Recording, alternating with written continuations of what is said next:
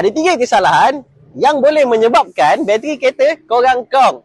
Kesalahan yang pertama, salah owner. Kesalahan yang kedua, salah kereta.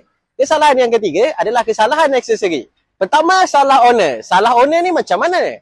Salah owner ni bila dia lupa tutup lampu.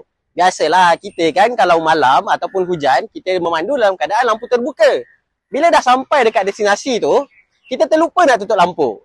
Jadi, make sure sebelum korang tinggalkan kereta, lampu di dalam kenderaan dan di luar sentiasa dalam keadaan tutup.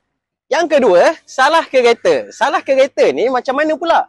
Salah kereta ni bila wiring korang problem ataupun korang ada masalah pada elektronik ataupun current leak. Tak pun, korang punya alternator tu dah kong. Kalau jadi macam ni, nak buat macam mana? Korang kena call ataupun pergi ke bengkel yang paling terdekat untuk dapatkan pemeriksaan lebih lanjut. Okey, yang ketiga pula adalah salah aksesori. Salah aksesori ni macam mana pula?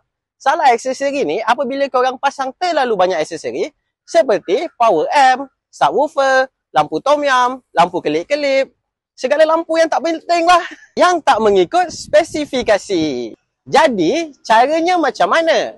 Pasanglah aksesori secara berpada-pada ataupun dapatkan nasihat daripada yang pakar. Dapat sesuatu, jangan lupa follow, like, comment and share video ni untuk video kereta seterusnya. Tukar sebelum kong, bateriku.com